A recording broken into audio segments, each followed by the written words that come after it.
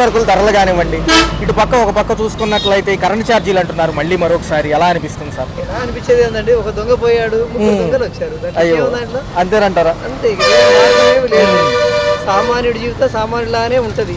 ఇంతవరకు పెరిగింది లేదు, అరిగింది లేదు. కూటమి ప్రభుత్వాలు 6 నెలలు ఏ ప్రభుత్వాలు వచ్చినా ఇప్పటికి 75 సంవత్సరాలు జరుగుతున్న చరిత్ర ఏంటంటే ఎదుటివాడు ఆ ఓట్లతోని దొంగ ఓట్లు, దొంగ వ్యవహారం, అప్పుడు అన్ని దొంగ ఓట్లు ప్రత్యక్షంగా కబ్జాలు చేసి వేసుకునేవాళ్ళు. ఇప్పుడు అలాగే అది ఈఎంఐ కబ్జా చేసుకుంటున్నారు, వాళ్ళు ఇష్టానుసారంగా నడుపుకుంటున్నారు. ఆడిపోతాడు, ఇంకొకటి వస్తాడు. ఎవడు వెళ్ళినా కానీ పేదవాడి వరకు అయితే ఏమీ లేదు. ఈ మధ్య తరగతి కానీ పేదవాడి పరిస్థితి ఏంటంటారు? వీళ్ళకి అనుగుణంగా అసెంబ్లీలో ఏ బిల్లులు పాస్ జరగదు. వాళ్ళు కూటమి వాళ్ళది అధికారంలో వాడు నా మాట నా గొంతు తెచ్చుకొని రోడ్డు మీద అరుస్తాను, దానివల్ల నాకు వచ్చిన ఉపయోగం ఏముంది? ఏమీ లేదు. ఇంకేమన్నా ఇప్పుడు కొత్త ట్రెండ్ ఏంటంటే ఇలా అరిసిన వాడు ఎవడైతే వాళ్ళు తీసుకెళ్ళమనేస్తారు. అంటే సార్ గత ప్రభుత్వాలు ఏమో సంక్షేమం ఎక్కువ అన్నారు, ఇప్పుడేమో అభివృద్ధితో కూడా సంక్షేమం అండి. ఒక దాన్ని తీసేసి ఇంకో దాన్ని సంక్షేమం చేస్తే సంక్షేమం ఎలా అవుతుంది? అన్ని సమపాలన నడిస్తే అది సంక్షేమం. సమపాలన నడనప్పుడు సంక్షేమం ఎలా అవుతుంది? ఒక వాడిని తీసి పారేసి ఇంకోనికి ఏదో పెట్టానంటే ఎలాగా? అలా కాదు కదా. ఏ ప్రభుత్వం వచ్చినా కానీ ఆర్థిక వెసులుబాటు లేదు, లోటు బడ్జెట్లే అంటున్నారు. మరి ఇన్ని పథకాలు అమలు వైపు ఎంత ఖర్చు అవుతుంది? మనం తినడం మానేస్తే, ముందు ఎవడైతే అధికారంలో ఉన్నవాడు ఉన్నాడో వాడు తినడం మానేస్తే సంక్షేమ కార్యక్రమాలు దేదీప్యమానంగా నడుస్తాయి. ఒకసారి నేను విన్నాను, పార్లమెంటులో ఒక సిపిఐ నాయకుడు చెప్పాడు, విదేశాల నుండి డబ్బు తీసుకొచ్చి పడేస్తా, విస్తారమైనటువంటి ధరలు తీసుకొచ్చిస్తా, ప్రతి వాడి అకౌంట్లో 15 లక్షలు వేస్తాను అన్నాడు మోడీ గారు.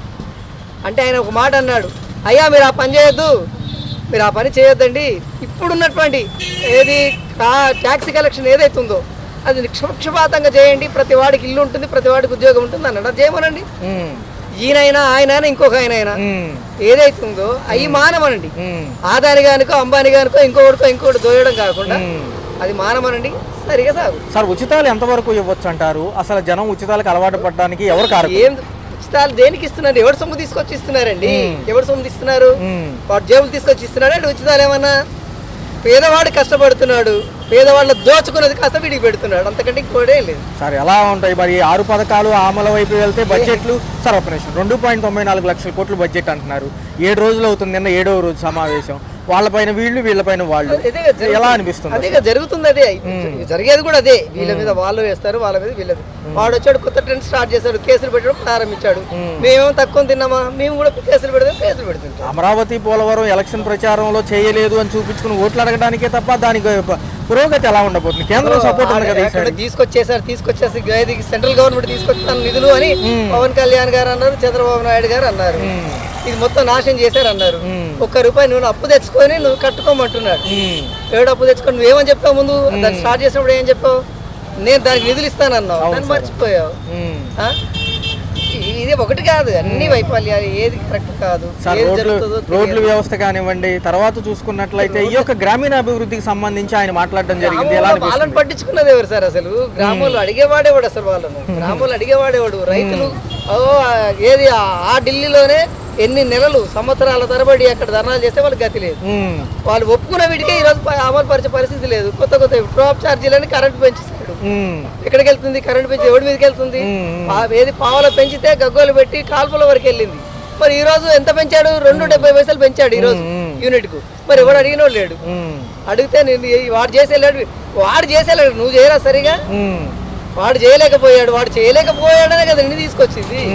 వాడు చేయలేకపోయాడు, నువ్వు చెయ్యి. సార్ విద్యావంతులకు సంబంధించి ఏదైతే డిఎస్సి నోటిఫికేషన్ ఉందో ఉపాధ్యాయుల భర్తీ, అది కూడా ప్రకటించడం జరిగింది ఈయన పదవీ స్వీకారం అనంతరం. పిల్లలు 3 డిగ్రీ చేస్తున్నారండి. పాప ఇంజనీరింగ్ అయిపోయింది. ఈ రోజు ఉద్యోగాల కోసం వేట ఆడుతున్నారు. ఓకే, ఏం ఉద్యోగాలు? ఎవడిస్తాడు ఉద్యోగాలు? వీళ్ళు పంచుకోవడం సరిపోతే పరిశ్రమలు రావాలి, పరిశ్రమలు పెట్టాలి. పరిశ్రమలు వస్తే ఉద్యోగాలు వస్తాయి. ప్రైవేట్ పరిశ్రమలు తీసుకొచ్చి పెడతాడు. ఒక దేశం ఉంది, ఆ దేశంలో మొత్తం గవర్నమెంట్ పరిశ్రమలు కనపడతాయి. నువ్వు ఆ పని చేయరాదు? అది చేయవు. వాడు తినాలి కదా, వాడికి పంచాలి. వాలంటీర్ సెక్షన్ లేదు సార్, వాళ్ళు పాపం రోడ్ల మీదకి వచ్చారు. వాలంటీరే కదండి, అసలు నిరుద్యోగ వ్యవస్థ, నిరుద్యోగులే ఆ టైపులో ఉన్నారు. వాలంటీర్ వ్యవస్థ ఏంటి? 5,000 ఇచ్చాడు, ఏదో నా జీవనం సాగుతుంది, తల్లిదండ్రులు అడిగితే నాది నేను తింటున్నానని చెప్పుకోవడానికి ఉండేది. ఈరోజు అది కూడా లేకుండా చేశాడు. 5,000 కాదు 10,000 ఇస్తానన్నాడు. వద్దురా బాబు కూర్చోమన్నాడు. 4 ఏళ్ల వ్యవధిలోనే అభివృద్ధి పూర్తి అవుతుంది అంటున్నారు సార్. ఇప్పుడు వీడంతా 18 సంవత్సరాలు 20 సంవత్సరాలు అవును సార్, ముఖ్యమంత్రిగా చేశాడు. ఏం అభివృద్ధి చేశారు ఒకసారి చెప్పండి. ఏం అభివృద్ధి చేశారు? ఏమన్నా అభివృద్ధి జరిగిందా? ఎందుకు జరగలేదు? ఇప్పుడు ఎందుకు చేస్తావు? ఇప్పుడు ఎలా చేస్తావు? అప్పుడు జరగనట్టు అభివృద్ధి ఇప్పుడు ఎలా చేస్తావు? ఏ నిధి లేనటువంటి కేరళ ఉంది, ఏ ఇది ప్రకృతి వనరులతో జీవనం సాగిస్తున్నటువంటి కేరళ ఉంది. ఆ ఈరోజు చూడు, అదే మన ఏది కరోనా వచ్చినప్పుడు ఎంత చక్కగా అమలు పరిచారు. మోడీ గారు డబ్బులు కొట్టించాడు, ఈయన రోడ్ల మీద తిరగమన్నాడు, టాబ్లెట్ వేసుకోమన్నాడు, అయిపోయింది. ఈయన జమిలీ ఎలక్షన్ సిద్ధం కమ్మంటున్నారు. వాడు స్థిరపడాలి కదా. ఓకే ఓకే, ఆయన స్థిరపడాలి. ఆయన స్థిరపడడానికి జమిలీ అంటాడు, ఇంకోటి అంటాడు. సార్ ఏదైతే పెట్టుబడులకు సంబంధించి 30 లక్షల ఉద్యోగ కల్పనలో ఫస్ట్ 20 లక్షలు ఇస్తామంటున్నారు సార్, అది నిజమేనంటారు? అసలు ఏమి జరగదండి. వీళ్ళంతా దొంగ మాటలు ప్రజలను మభ్య పెడుతుంటారు. మాట్లాడితే ఆ దేవుడు ఈ దేవుడు అంటారు. వాళ్ళకు మణిపూర్ లో మంటలు మండుతున్నాయి ఈ రోజు. అవును సార్, అవును. ఎందుకు ఆపలేకపోతున్నారు? మణిపూర్ ఏమైంది? మన దేశస్తులు కాదా అంటే వాళ్ళు? ఆపే శక్తి నీ దగ్గర లేదా? మిలిటరీ లేదా? అదే నెక్స్ట్ రైట్ల మీదకి వెళ్ళమనండి, పరిగెట్టుకుంటూ వెళ్తే వాళ్ళకి చంపేసి వస్తావు. వాళ్ళు ఎందుకు ఆపలేకపోతున్నారు? ఓకే ఓకే, వాళ్ళకి ఆయుధాలు పంపించేటోళ్ళు నీకు తెలియదా? నేనే పంపిస్తున్నావు వాడికి ఆయుధాలు. ఎవరు పంపిస్తున్నాడు? సార్ ఎలా ఉండబోతున్నాయి ఈ ఆర్థిక లోటుబాటులు కానివ్వండి, ఇవన్నీ ప్రజల మీద పడతాయి అంటారు ఆఖరికి? అవును, ప్రజల మీద పడతాయి. ఆర్థిక లోటుపాట్లు వచ్చినట్టు ఎవరి మీద పడితే? ప్రజల మీద పడితే వాడేది వాడి జేబులుగా తీసుకుని పెడతాడా? లేదా ఆదాని గారికి లక్షల కోట్లు, రోజు లక్షల కోట్లు వస్తున్నాయి కాబట్టి వాడు ఇస్తాడా? ఏమి ఇవ్వడు, ఎవడేమి ఇవ్వడు. ఈ జనం దగ్గర డబ్బు ఏది ఉచితాలు అంటున్నారు చూసారా? ఉచిత డబ్బు వాడి జేబులు డబ్బులు కాదు, వీడి జేబులు డబ్బులు కాదు. ఓ పారిశ్రామికవేత్తలు అంటున్నారు నేను ట్యాక్సీ కడుతున్నాను, ట్యాక్సీ ప్లేయర్లు అంటున్నారు. వాడికి ఎక్కడి నుండి వచ్చింది డబ్బు? వాడు పేదవాడు కష్టపడితేనే వచ్చిన డబ్బు. అది తెలియదంటే వాళ్ళకి ఆ మాత్రం జ్ఞానం లేదా? Right sir, right sir. ఎందుకంటే ఈ 3.22 లక్షల కోట్లు సరిపెట్టొచ్చా? ఎలా సరిపోతుంది? అది బడ్జెట్ చూస్తే సరిపోయేట్లే కనిపిస్తుంది. ఏటేటికి ఎలా కేటాయించాడో చూస్తున్నాగా. ఏ ప్రాజెక్ట్ కానీ, ఎడ్యుకేషన్ డిపార్ట్మెంట్ కానీ, హెల్త్ కానీ, వాటర్ సెక్షన్ కానీ దేనికి ఎంత కేటాయించాడో తెలిసిపోతుంది. ఎంత సరిపోతుంది? అందులో కొన్ని వాటిలో ప్రసక్తే తేలేదు. వైద్య ఆరోగ్యం గురించి ఆ ప్రసక్తే తేలేదు. ఇలాంటివన్నీ తేలేదు. ఈ వైద్య ఆరోగ్య సంస్థ ఉందనుకోండి, సంథింగ్ ఏదో దానికి ఇప్పుడు బడ్జెట్లో ఏ మాట ఆడలేదు. ఎక్కడి నుంచి తెచ్చి బడ్జెట్ వచ్చి పెడతాడు? అంటే 25 లక్షల బీమా వరకు మేము సపోర్ట్ చేయగలం అంటున్నారు కదా. ఎంత చేస్తాడండి? ఎక్కడ సరిపోతుంది అది? 25 లక్షల బీమాలు ఏవి సరిపోవది. ఎంత ఫిగర్ వర్క్, అది నోటు మాట వరకే. ఇచ్చిన హామీ ఏది అతను నెరవేర్చాడు వచ్చి టీడీపీ వాళ్ళు? ఏది నెరవేర్చలేదు. అంత అంకెల్ గారి షో అని చూపిస్తున్నారు. అంటే నా అభిప్రాయం చెప్తున్నాను, షో అంత తప్ప ఏది ఏమీ చేయలేదు. ఏమంటున్నారంటే మేము హామీలు ఇచ్చాము, రియాలిటీ చూస్తే అచ్చెన్నాయుడు గారు అసెంబ్లీలో ఏమంటున్నారంటే భయం వేస్తుంది అంటున్నారు. ఆయన ఎందుకు భయపడాలి? జగన్ ఇన్ని కోట్లు తెచ్చాడు, తినేసాడు, పనిచేశాడు, మంచి సంక్షేమ కార్యక్రమాలు ఖర్చు పెట్టాడు, బోర్డులంత వ్యవహారం చేశాడు. వీడు అంతకంటే రెట్టింపు కోట్లు లోన్ తెచ్చేశారు, బాండ్స్ తనఖా పెట్టేసేసి వేళ వేసి తెచ్చేశారు. ఏ సంక్షేమ కార్యక్రమానికి ఒక పైసా ఎక్కడ ఖర్చు పెట్టి చూపించానండి? అవునా కాదా? మళ్ళీ పోలవరం హైట్ విషయంలో నిన్న గందరగోళం నెలకొంది, అసలు క్లారిటీ ఇవ్వట్లేదు. అది క్లారిటీ ఇవ్వడానికి వాళ్ళు ఏమైనా పోలవరం ప్రజెక్టు హైట్ తగ్గించండి పక్క రాష్ట్రాలు అంటున్నారు, వీళ్ళు తగ్గించమంటున్నారు, హైట్ ఇది జరుగుతుంది అంటున్నారు.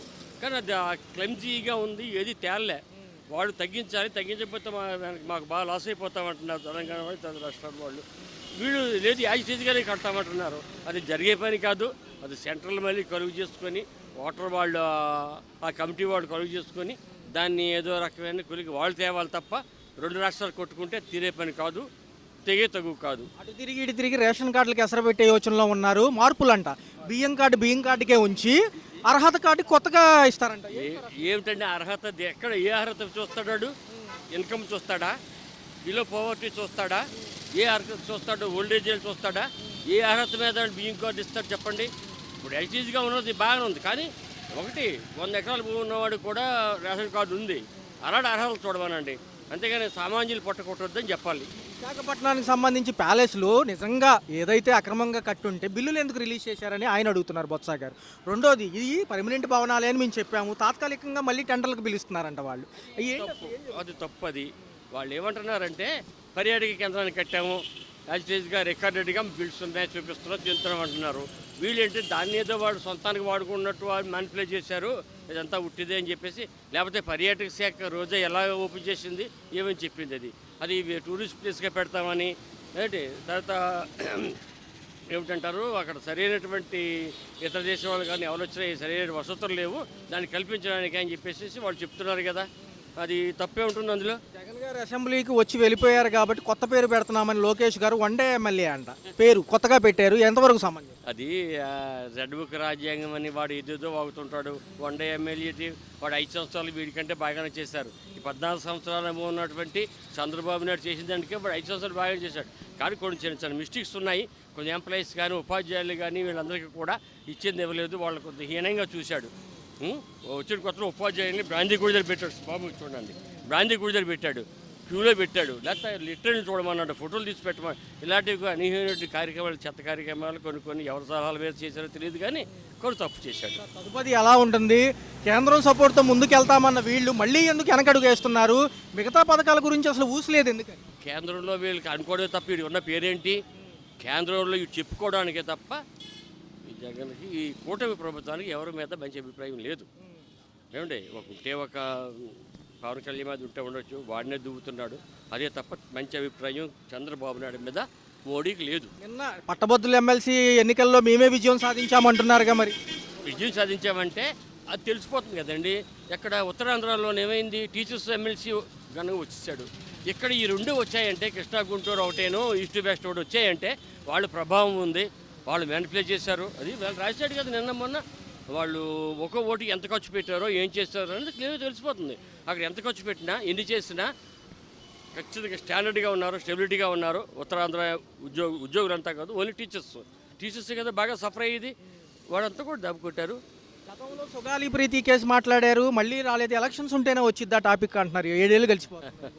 ఎలక్షన్ ఉంటేనే వచ్చిద్దా అంటే కొన్ని రాజకీయాలు మనం అందుకు మన ఊహకందని రాజకీయాలు జరుగుతూ ఉంటాయి. అది ఎప్పుడు వస్తారో ఎప్పుడు పోతారో అదంతా ఏం చేస్తాం మనం చెప్పలేదు కదా. అది తదుపరి అరెస్టుల పర్వంలో పోసాని గారి తర్వాత మళ్ళీ దువ్వాడ శ్రీనివాసరావు గారంట ఎలా ఉండబోతుంటే ఎక్కల నియోజకవర్గం కదా ఆయన. అది తప్పు. ఇదిగో నిన్న స్కూలింగ్లో కూడా చెప్పాడు, పవన్ కళ్యాణ్ తిట్టలేదా? ఎంతమందిని యాదవులని కూడా తిట్టారు వాళ్ళు ఇప్పుడు అరెస్ట్ చేశారా? ఓన్లీ మెయిన్ క్యాండిడేట్ ఏదో జగన్ ఏదో అన్నాడు, వాడి మీద జగన్ ఏమన్నా ఓన్లీ చంద్రబాబు నాయుడు మీద ఏదో అనుకున్నాడు, వాడిని అరెస్ట్ చేయించాడు అప్పట్లో. ఇప్పుడు ఎలా కాదే సీరియల్గా పెట్టేశారు, సీరియల్ నెంబర్ ఇచ్చేశారు.